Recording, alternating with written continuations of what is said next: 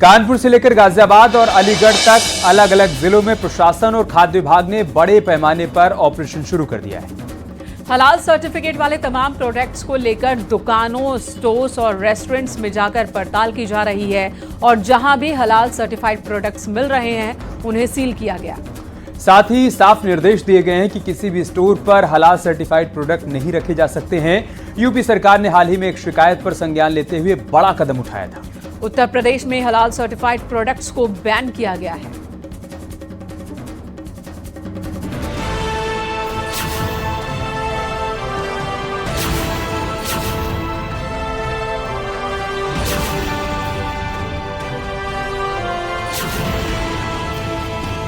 हलाल के नाम पर चल रहे अवैध खेल पर न सिर्फ यूपी सरकार ने बड़ा एक्शन लिया, बल्कि अब ताबड़तोड़ कार्रवाई की जा रही है।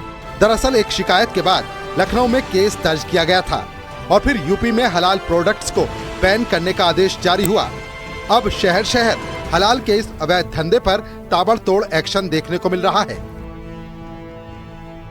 कानपुर से लेकर गाजियाबाद और अलीगढ़ तक अलग अलग जिलों में प्रशासन और खाद्य विभाग ने बड़े पैमाने पर ऑपरेशन शुरू किया है। हलाल सर्टिफिकेट वाले तमाम प्रोडक्ट्स को लेकर दुकानों, स्टोर्स और रेस्टोरेंट में जाकर पड़ताल की गई।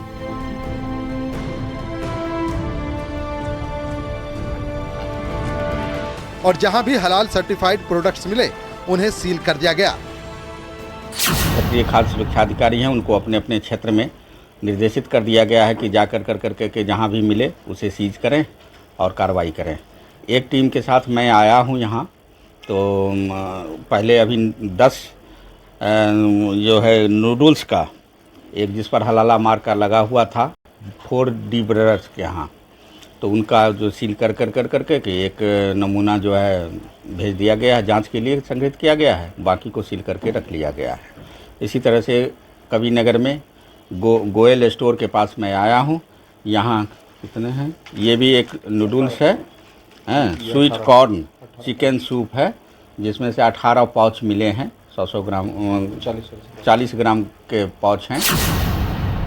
गाजियाबाद के अलावा उधर कानपुर में भी हलाल सर्टिफाइड प्रोडक्ट्स को लेकर प्रशासन एक्शन में दिखा और स्टोर्स पर जाकर जांच की गई। छापेमारी में मिले हलाल सर्टिफाइड प्रोडक्ट्स को सील कर दिया गया।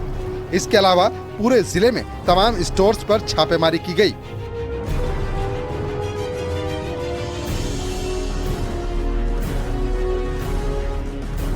ऐसा ना हो कि एक दूसरी संस्था जो है फर्जीफिकेशन या भ्रम की स्थिति न उत्पन्न हुई, इसके कारण ये जांच चल रही है कि जो खाद्य सुरक्षा मानक अधिनियम के तहत जितना जो प्रमाणीकरण वही होना चाहिए और दूसरा नहीं होता है। आम जनता को ये पूरी तरह से शुद्ध और पेय पदार्थ मिले, खाद्य पदार्थ मिले, जिसके कारण से स्वास्थ्य पर प्रतिकूल प्रभाव न पड़े और कोई किसी को भ्रम न रहे कि नहीं हम इस मानक के अगेंस्ट में कोई प्रमाणन चल रहा है, उसको शासन ने संज्ञान में दिया। प्रोडक्ट थे जो हलाल लिख कर अपनी बिक्री करते थे, तो वहाँ आपने छापेमारी करी, क्या हलाल लिखा हुआ पाया गया सरकार द्वारा जब बैन कर दिया गया हलाल लिखा हुआ?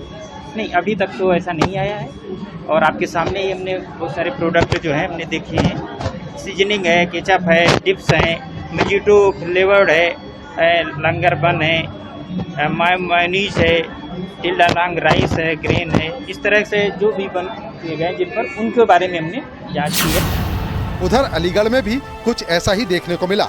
दुकानों पर जिला प्रशासन और खाद्य विभाग की टीम ने हलाल सर्टिफाइड प्रोडक्ट्स को लेकर छापेमारी की और इस दौरान तमाम प्रोडक्ट्स को सील कर दिया गया।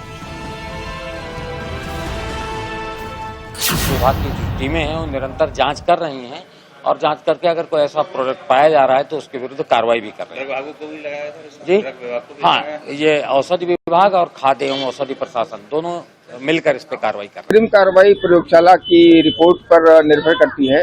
प्रथम दृष्टया ये मिथ्या छाप की श्रेणी में आता है, जो कि खाद्य सुरक्षा एवं मानक अधिनियम की धारा 52 के अंतर्गत ये दंडनीय अपराध है। उधर एक बार फिर हलाल प्रोडक्ट्स पर लिए गए यूपी सरकार के फैसले पर समाजवादी पार्टी की तरफ से सियासत को तूल देने वाला बयान सामने आया है। संभल से एसपी के विधायक इकबाल महमूद ने इसे यूपी सरकार का गलत फैसला बताया और इसे विधानसभा में उठाने की बात कही। क्योंकि हलाल और हराम ये सिर्फ और सिर्फ मुसलमान जानता है क्या है क्या नहीं। इस चीज से किसी जनता से कोई मतलब भी नहीं। ये तो हमारे धर्म से जुड़ा हुआ मसला है। जो चीज हमारे धर्म के अंदर आई है कि अगर हम मीट भी खाएं तो वो हलाल करके खाएं, तो इससे किसी को कोई नुकसान थोड़ा ही हो रहा। एक तरफ धार्मिक आस्था से खिलवाड़ और हलाल प्रोडक्ट्स के नाम पर चल रहे अवैध धंधे पर योगी सरकार का प्रहार तेज होता दिख रहा है, तो दूसरी तरफ विपक्ष का इस मुद्दे पर सियासी माइलेज लेने की कोशिश साफ करता है कि अभी ये मुद्दा और गरमाने वाला है। Bureau report, news 18।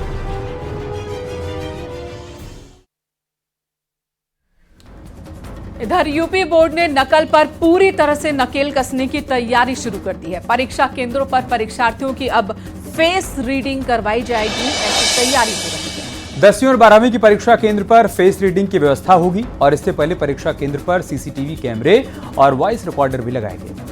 Practical exams भी सीसीटीवी कैमरे की निगरानी में ही होंगे। मूल्यांकन भी सीसीटीवी कैमरे की निगरानी में ही किया जाएगा। नकल रोकने के लिए इस बार ऑनलाइन परीक्षा केंद्र का भी निर्धारण किया जा रहा है, इस पर भी विचार हो रहा है।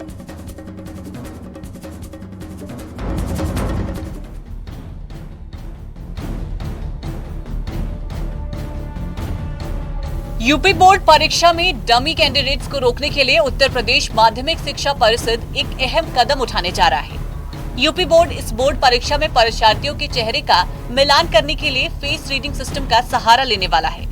ये नई पॉलिसी आ रही है और ये मेरे विचार हैं उस हिसाब से तो बहुत कारगर साबित होगी, क्योंकि पिछले गत वर्षों में हमने देखा कि बहुत से बच्चे इस लायक नहीं होते हैं कि वो पास हों, लेकिन वो अपनी जगह इंटेलिजेंट बच्चों से पेपर दिलवा के और पास हो जाते हैं। और वो बहुत इम्पोर्टेंट है, क्योंकि कुछ बच्चे तो बहुत ज्यादा मेहनत करते हैं पढ़ाई में और कुछ बच्चे स्कूल भी नहीं जाते हैं, अच्छे से पढ़ाई नहीं करते, तो उनकी जगह रिप्लेस होके कुछ और लोग एग्जाम दे देते हैं जो सब जानते हैं। तक हमने देखा जैसा कि क्यूबी में तो आज तक नकल होती नहीं है, सब जानते हैं, और क्यूबी में तो शुरू से ही बहुत निगरानी से ही पेपर होते हैं और जो लगे हुए हैं कैमरास पूरे वर्किंग कंडीशन में होते हैं, सब चेकिंग करी जाती है। माध्यमिक शिक्षा परिषद यानी कि यूपी बोर्ड ने नकल पर पूरी तरह से नकेल कसने की तैयारी कर ली है। परीक्षा केंद्रों पर परीक्षार्थियों की फेस रीडिंग करने की तैयारी है। 10वीं और 12वीं की परीक्षा केंद्रों पर फेस रीडिंग की व्यवस्था होगी। इससे पहले परीक्षा केंद्रों पर सीसीटीवी कैमरे और वॉइस रिकॉर्डर लगाए गए थे। प्रैक्टिकल परीक्षाएं भी सीसीटीवी की निगरानी में हो रही थी। उत्तर पुस्तिकाओं का मूल्यांकन भी सीसीटीवी कैमरे की निगरानी में किया जाता है।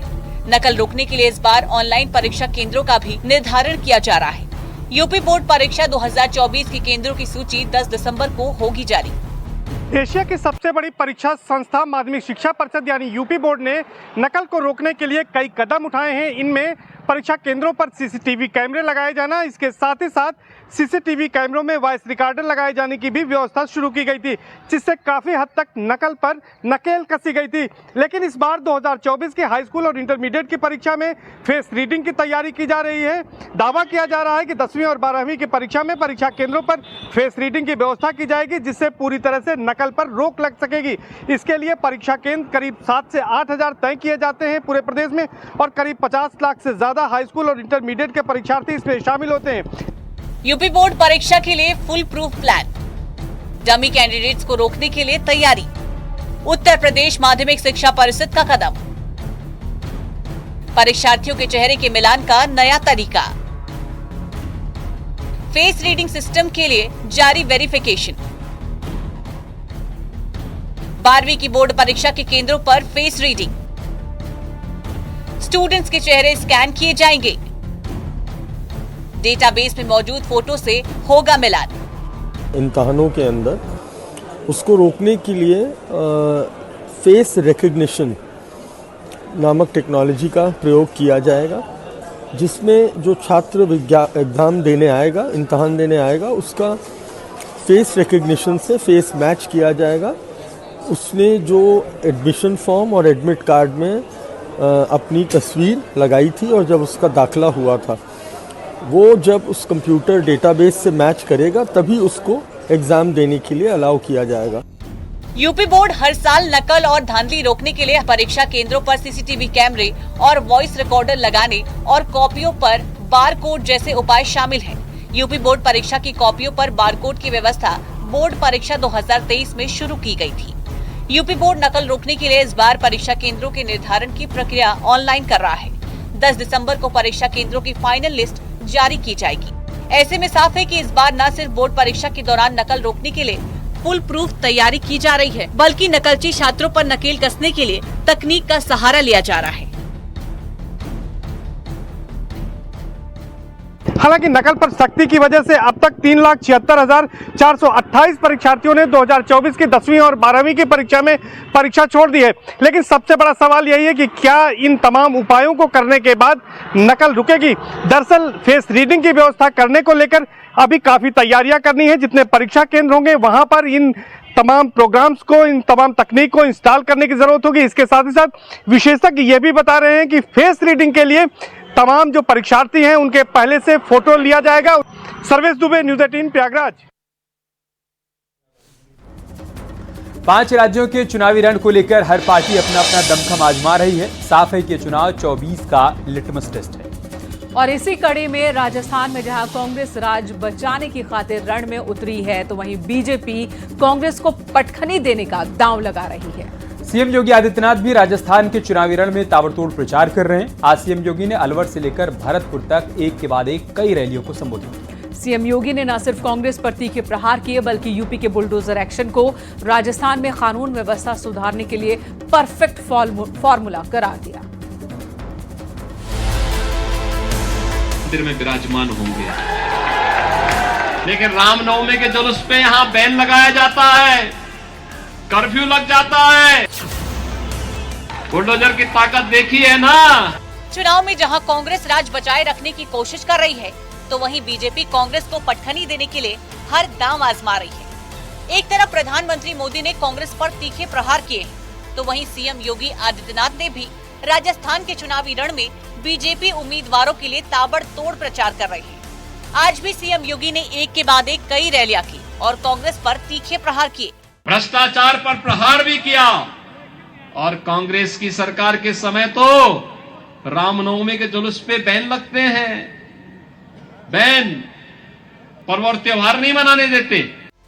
सीएम योगी आदित्यनाथ ने न सिर्फ कांग्रेस को भ्रष्टाचार की जननी करार दिया, बल्कि कहा कि कांग्रेस देश के लिए समस्या है और भारतीय जनता पार्टी समस्या का समाधान है।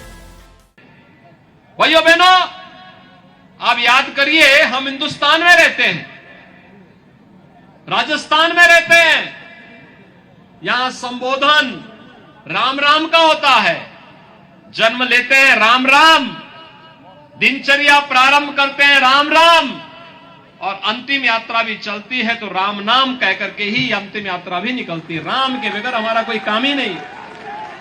लेकिन रामनवमी के जुलूस पे यहां बैन लगाया जाता है, कर्फ्यू लग जाता है, और भाइयों बहनों, एक तरफ कांग्रेस रामनवमी के जुलूस पे बैन लगाती है और दूसरी तरफ भारतीय जनता पार्टी की डबल इंजन की सरकार अयोध्या में राम मंदिर का निर्माण करती है।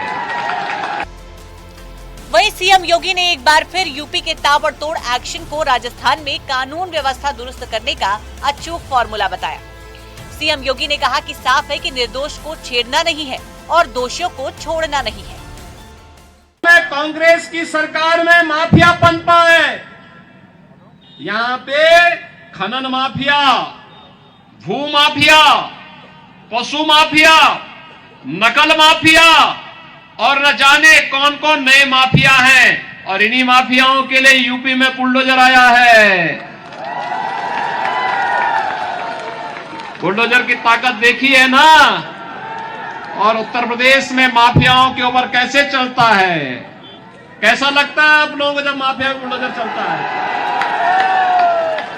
राजस्थान में भी ऐसे चाहिए, डबल इंजन की सरकार लाइए, डबल इंजन की सरकार। सीएम योगी ने राजस्थान की कांग्रेस सरकार पर प्रहार करते हुए कहा कि राजस्थान भ्रष्टाचार से लेकर अपराध तक में नंबर 1 है, युवाओं का भविष्य संकट में है और इन तमाम समस्याओं का समाधान बीजेपी है। भाइयों बहनों, अलवर में हर जगह कमल खिला दीजिए और विकास की गारंटी बीजेपी लेगी, सुरक्षा की गारंटी बीजेपी लेगी। लोग पहले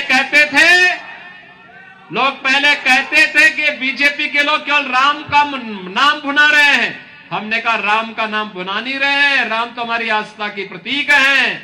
और तब हम लोग जब बोलते थे रामलला हम आएंगे मंदिर वहीं बनाएंगे। कांग्रेस के लोग हंसते थे, अरे कैसे होगा। तो हमने कहा रामलला हम आएंगे, पहले गुलामी का ढांचा जरूर हटाएंगे। हटा ना, और फिर कहा मंदिर वहीं बनाएंगे। अब मंदिर बन रहा है ना, कोई संदेह, कोई संदेह। और फिर बता रहे हैं 22 जनवरी को 2024 में प्रधानमंत्री मोदी जी के कर कमलों से 500 वर्षों के बाद रामलला अपने भव्य मंदिर में विराजमान होंगे। सीएम योगी आदित्यनाथ न सिर्फ बीजेपी के स्टार प्रचारक हैं, बल्कि सिर्फ यूपी ही नहीं, तमाम चुनावी राज्यों में बीजेपी उम्मीदवारों के लिए ताबड़तोड़ प्रचार कर रहे हैं। राजस्थान में भी सीएम योगी ने कांग्रेस के खिलाफ अपने अंदाज में तीखे प्रहार किए हैं। Bureau report, news 18।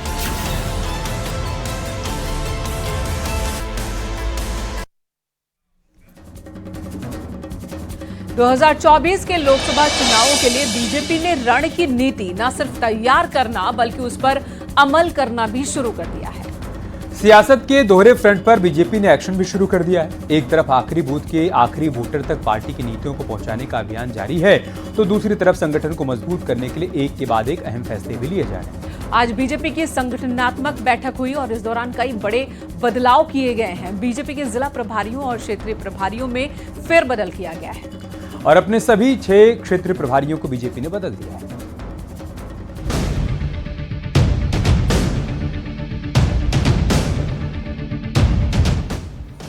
का सियासी दाव, बीजेपी में बड़ा बदलाव, संगठन में फेरबदल, प्रभारियों की बदली।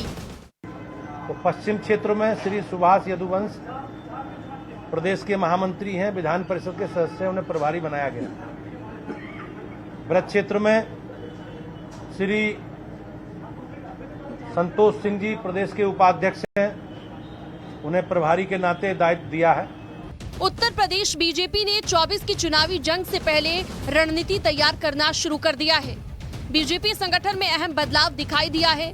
लोकसभा चुनाव से पहले बीजेपी ने संगठनात्मक स्तर पर बड़ा बदलाव किया है। बीजेपी ने जिला प्रभारियों और क्षेत्र प्रभारियों में फेरबदल किया है। बीजेपी ने जिला प्रभारी और क्षेत्रीय प्रभारी की सूची जारी की है। सुभाष यदुवंशी को पश्चिम क्षेत्र की कमान सौंपी गई है।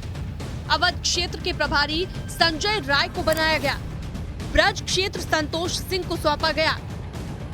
कानपुर क्षेत्र की बात करें तो कमान अनूप गुप्ता को दी गई है। गोविंद शुक्ला को गोरख क्षेत्र की जिम्मेदारी दी गई है। काशी क्षेत्र का प्रभारी अमरपाल मौर्य को बनाया गया है। कहां का कौन क्षेत्रीय प्रभारी? संजय राय अवध क्षेत्र, अमरपाल मौर्य काशी क्षेत्र, जीएन शुक्ला गोरख क्षेत्र, सुभाष यदुवंश पश्चिम क्षेत्र, अनूप गुप्ता कानपुर क्षेत्र और संतोष सिंह ब्रज क्षेत्र। कानपुर क्षेत्र में प्रदेश के हमारे महामंत्री हैं, हमारी पार्टी के वरिष्ठ नेता हैं, विधान परिषद के सदस्य हैं, श्री अनूप गुप्ता जी को प्रभारी के नाते दायित्व दिया। श्री संजय राय जी प्रदेश के महामंत्री हैं, को अवध क्षेत्र का काम दिया है। श्री अमरपाल मौर्य जी को, जो अब तक अवध क्षेत्र के प्रभारी थे, काशी क्षेत्र का प्रभारी का दायित्व दिया। और श्री गोविंद शुक्ला जी को गोरख क्षेत्र का प्रभारी के नाते एक नई व्यवस्था की गई है। इसके अलावा हमने सभी संगठनात्मक दृष्टि से जो 98 जिले हैं, उन 98 जिलों के प्रभारियों के भी कार्य क्षेत्र में कुछ परिवर्तन किया है। यूपी बीजेपी में सुधार और संगठन को मजबूत करने की कवायद लगातार जारी है। सोमवार को जिला प्रभारियों की भी लिस्ट जारी हुई है। सभी 6 क्षेत्र प्रभारियों को बदलकर संगठनात्मक स्तर पर नए चेहरों को मौका दिया गया है। भारतीय जनता पार्टी के प्रदेश संगठन ने बहुत ही सियासी लिहाज से, लोकसभा चुनाव के लिहाज से ये प्रभारियों के नामों का ऐलान किया है। इसमें जातीय समीकरण, क्षेत्रीय समीकरण को ध्यान रखा ही गया है। इसके अलावा संगठन के कार्यों में जो दक्ष नेता हैं, जो तमाम भारतीय जनता पार्टी के जो लगातार बीजेपी पिछले चुनाव जीतते आई है और जिन्होंने प्रदेश स्तर पर भारतीय जनता पार्टी के प्रदेश संगठन में काम किया है, ऐसे लोगों को क्षेत्रीय स्तर पर जिम्मेदारी दी गई है। यानी कि जो संगठनात्मक कार्यों में दक्ष लोग हैं उन्हें जिम्मेदारी दी गई। प्रदेश महामंत्री, प्रदेश उपाध्यक्ष के स्तर के लोग ये प्रभारी बनाए गए हैं। एमएलसी हैं, चाहे वो जीएन शुक्ला को जो गोरखपुर क्षेत्र का प्रभारी बनाया गया है, वो भारतीय जनता पार्टी में प्रदेश महामंत्री हैं और एमएलसी भी हैं। प्रदेश अध्यक्ष भूपेंद्र चौधरी ने कहा है कि यूपी बीजेपी और हम सब मिलकर 2024 की लोकसभा चुनाव की तैयारी में लग गए हैं। साफ है कि बीजेपी किसी भी सूरत में 2024 लोकसभा चुनाव की तैयारियों में कोई कोर कसर नहीं छोड़ना चाहती है। तभी एक साथ कई फ्रंट पर मुहिम चलाई जा रही है। एक तरफ तो संगठन को मजबूत किया जा रहा है, तो दूसरी तरफ आखिरी बूथ और आखिरी वोटर तक पहुंचने का अभियान तेजी से चलाया जा रहा है। Bureau report, news 18। कभी अखिलेश यादव के साथ कंधे से कंधा मिलाकर चुनाव लड़ने वाले राजभर और अखिलेश यादव सियासत के धुर विरोधी हो चुके हैं। ओपी राजभर ने अखिलेश यादव और समाजवादी पार्टी पर गुलदस्ते वाला प्रहार किया, तो उधर एसपी ने भी तीखा पलटवार किया है। एसपी ने कहा कि राजभर मंत्री पद न मिलने से परेशान हो गए हैं, तो उधर एआईएमआईएम ने एक कदम आगे बढ़ते हुए राजभर के सांप वाले बयान पर उन्हें गोहटा तक कह दिया। दिखाते हैं आपको।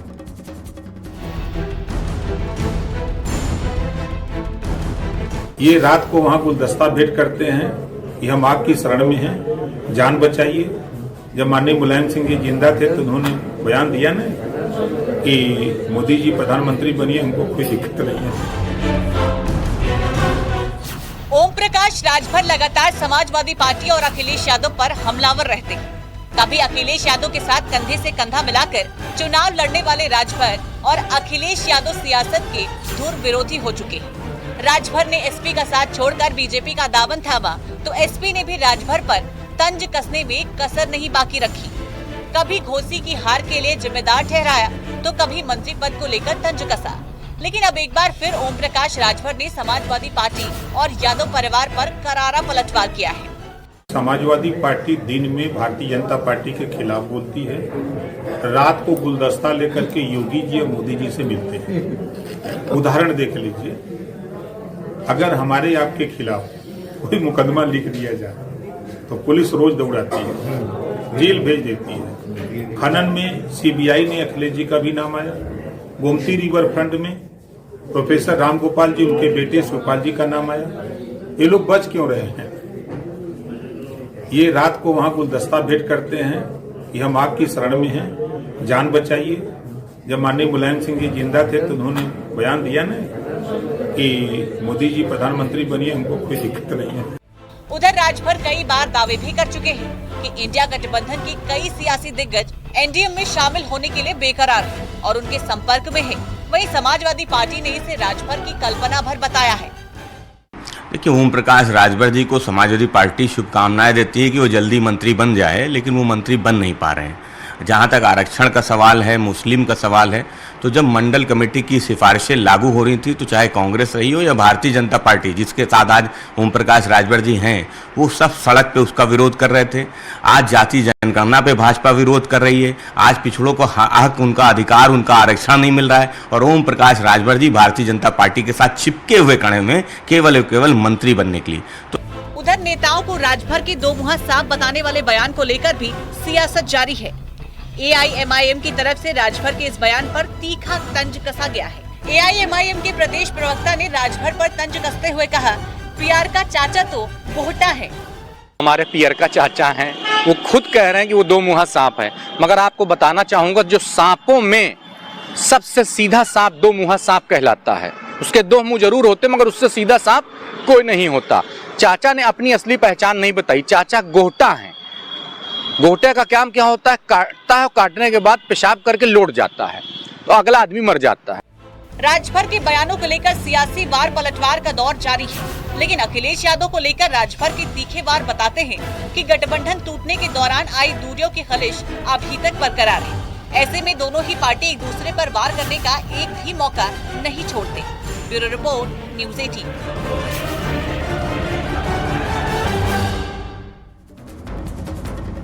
यहाँ रुकेंगे एक छोटे से ब्रेक के लिए, जल्द लौटेंगे कुछ और खबरों के साथ।